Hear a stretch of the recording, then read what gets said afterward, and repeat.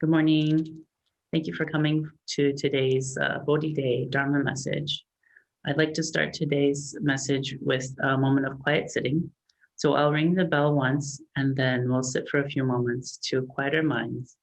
Then I'll ring the bell again and we'll begin the Dharma message for today.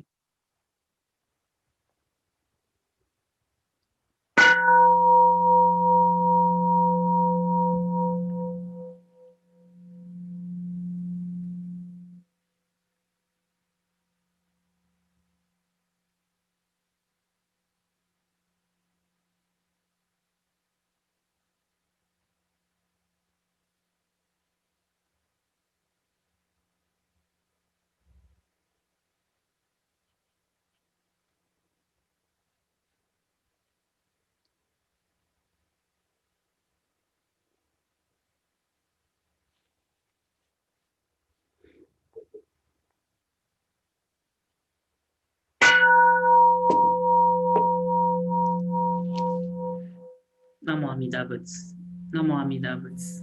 Namo Amida Butsu. Namandam, namandam, namandam, namandam, namandam.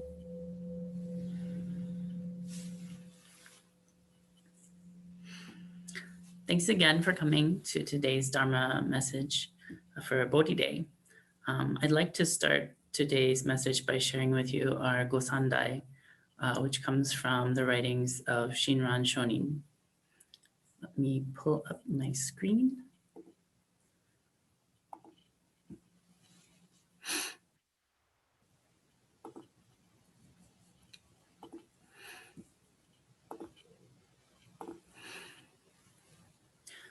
Please join me in Gassho.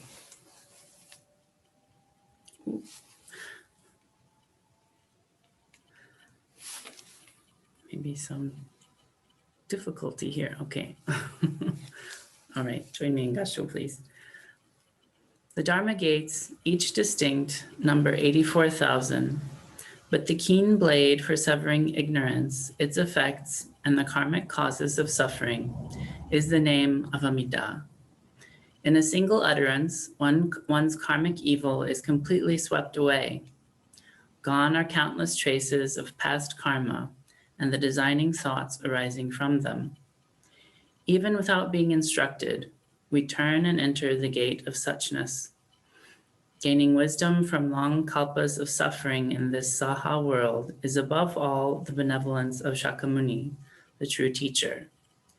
Using various skillful means carefully devised, he selected the gate of Amida's universal vow and enabled us to enter it.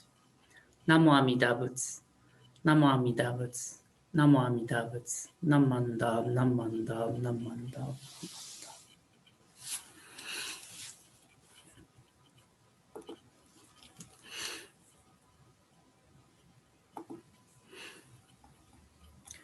The passage I just shared for today's talk's Gosandai is from the chapter on practice from Shinran's Kyogyo Shinsho.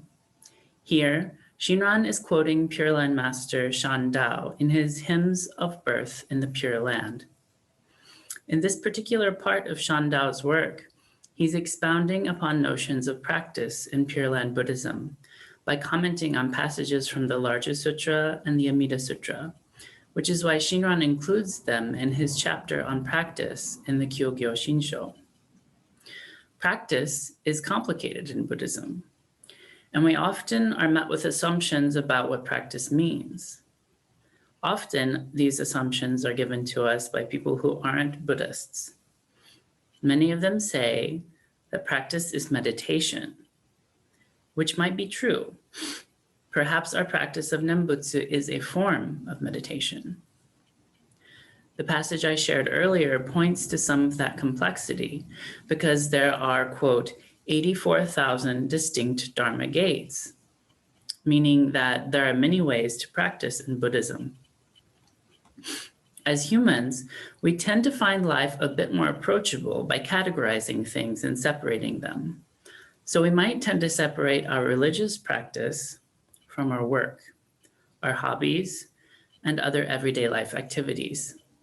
However, I think Shinran encourages us to incorporate our practice into everything that we do so that we are living a life of Nembutsu. In Buddhism, practice is important because it's what leads us to enlightenment, to liberation from our suffering. And today we celebrate Bodhi Day, or the day of Shakyamuni Buddha's enlightenment. So today, I would like to talk about these ideas of practice, transformation, and enlightenment. Many of us know the story of the historical Buddha.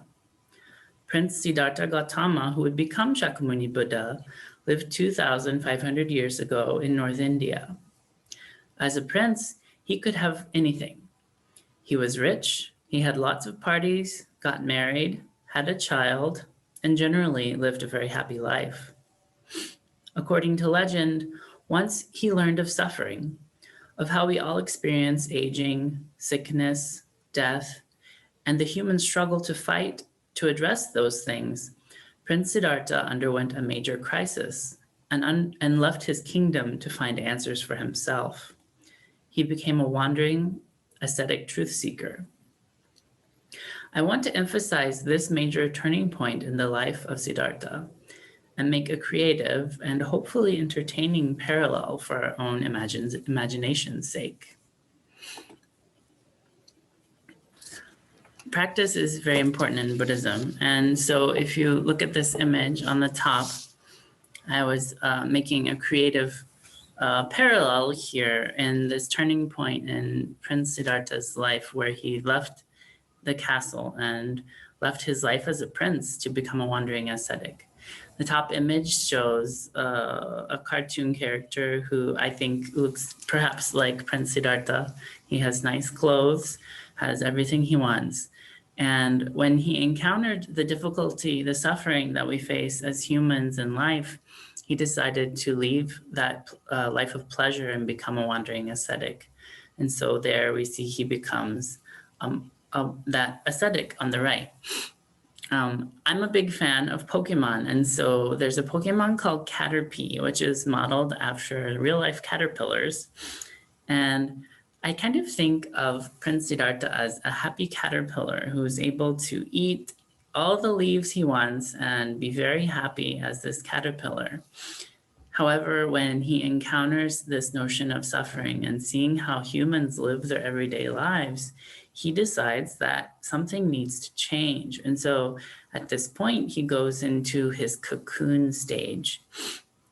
I think in general, we can see Buddhism as a process of steps. And the first one is, and if we kind of look at Prince Siddhartha's life, we can think of how these steps might occur in our own lives as Buddhists. The first is that we live in a sort of blissful ignorance where we don't really see suffering. And we may encounter, this may not be a part of our lives that we stay in all of the time, but sometimes we may feel that way, and we may not feel like there are any problems. But then when we encounter suffering, we decide that we must do something to fix it. And maybe like Prince Siddhartha, we don't understand what suffering really is, but we still strive to try to fix it. And that's when we go into our cocoon stage and we try to change ourselves. And eventually, hopefully, we encounter the Dharma in order to make some of these changes in our lives.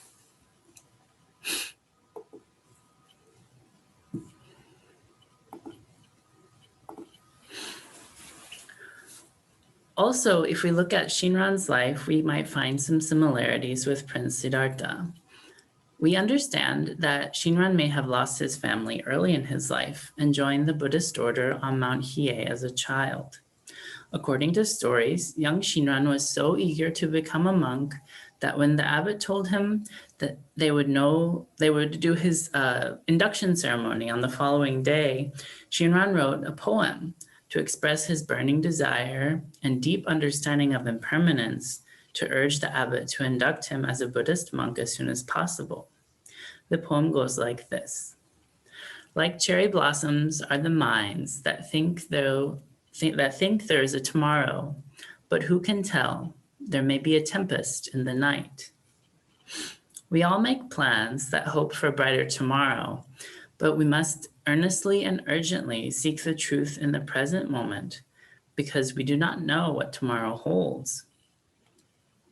These times of encountering the suffering of loss, pain, and sadness had a deep and lasting impact on the lives of Shinran and Prince Siddhartha. They also have a profound impact on our own lives. It's said that while living as an ascetic, Siddhartha sought guidance from many sages and underwent very difficult practices. This part of his life was very hard in contrast to the wealth and riches that he enjoyed as a prince, and oftentimes he was likely starving. Similarly, Shinran undertook very difficult practices as a monk on Hiei. Monks, especially the lower level learners like Shinran at the time, had very strict dietary restrictions and would undergo very difficult periods of practice, forcing themselves to walk, meditate, and chant for days on end without any rest at all. All of this was for the purposes of gaining knowledge and cultivating merit in order to liberate themselves and others from suffering. Like Shinran and the wandering ascetic Prince Siddhartha, we may look within ourselves to find solutions to our problems and work very hard to try to fix the problems in the world. But without true guidance, a lot of that effort is in vain. We can try as hard as we like, but ultimately our liberation isn't something that we can achieve on our own. So if we think about caterpillars, they have a pretty easy life. They get fat eating the leaves. And if we think about that, and then think about Prince Siddhartha leaving the palace and having everything he wanted, this process of going into our cocoon is a stage of drastic change. For Shinran too, he underwent a lot of deep learning and growth when he became a monk. According to stories, Shakyamuni became very frail and weak due to his austere practices as an ascetic.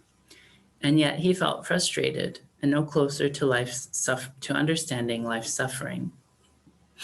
At this point, someone offered him food, and so he ate it, and he sat down to meditate under the Bodhi tree. And this is where he had his enlightening experience and became Buddha. It is said that at this time, he realized that there was a middle path between extreme austerity of living as an ascetic and starvation and the life of luxury and glamour of a prince. And Shakyamuni Buddha came to know the source of our suffering. He knew that it was our delusive craving for what we do not have, and came to an understanding of the methods of Buddhist practice that allow us to understand and reduce this suffering. If we go back to the caterpillar illustration,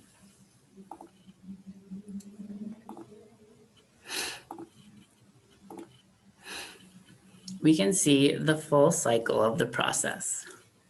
So after all of his wandering as an ascetic and all of his efforts of trying very hard, he found that there was a middle way, and so established our teachings that we understand as the Dharma in Buddhism. And so in the Buddha's very lifetime, he became the butterfly, or in Pokemon, it's the Butterfree, or the Buddha, and was able to spread the teachings and share those with others so that he could lessen the suffering of people in their everyday lives.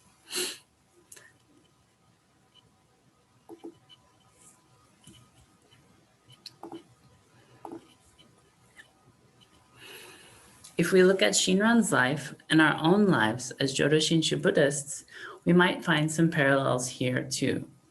Shinran had an awakening conversion experience when he left Hiezan to follow Honen, as he realized that there was nothing he could truly do to save himself from suffering. He came to rely on the Pure Land teachings and Amida Buddha for liberation. According to this story of Shakyamuni Buddha, awakening is both a gradual and instantaneous process of growth, learning, and realization.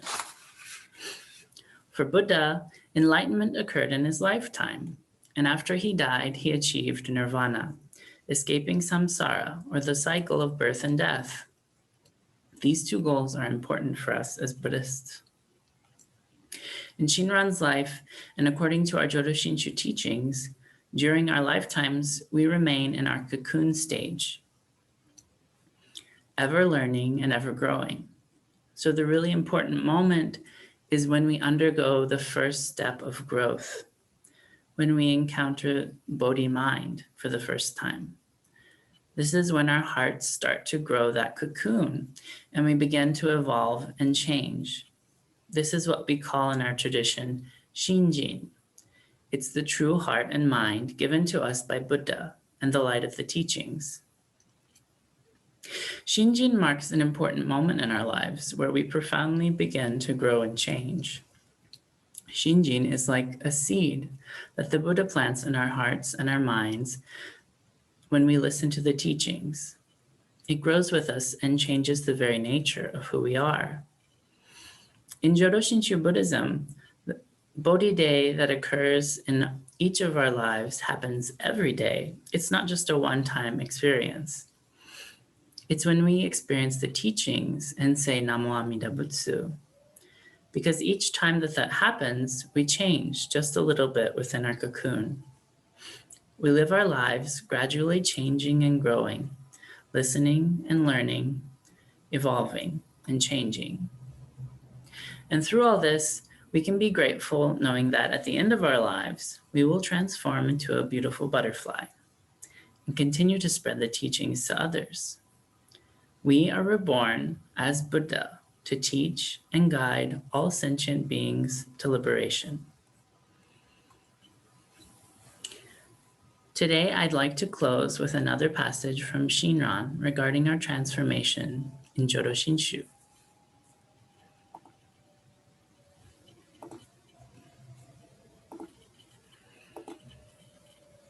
Please join me in Gassho. The Buddha's desire to bring all foolish beings, whether good or evil, to turn about at heart, express this in practice, and so attain birth. This is the witness to birth through the Nembutsu, a manifestation of the decisive cause of birth in the Pure Land. Namo Amida Butsu. Namo Amida Butsu. Namo Amida Butsu. Namandav, Namandav, Namandav, Namandav.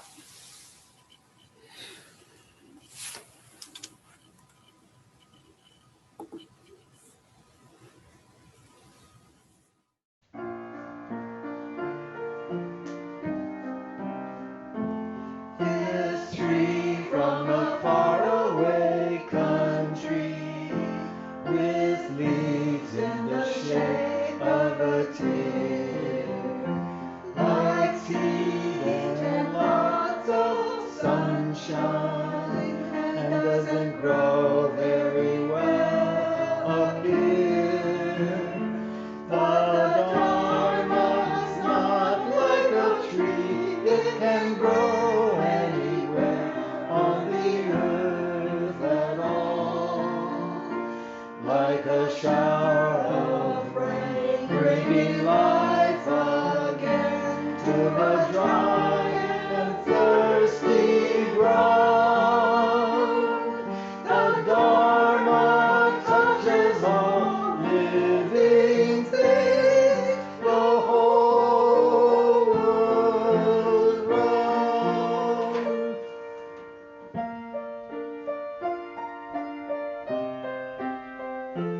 You may live in a very large city, or in the village of mountains above. You may speak Chinese, English, or Pali, but you can all speak the language of love. For the Dharma's not like a tree, it can grow anywhere on the earth at all. Like a shower of rain, bringing life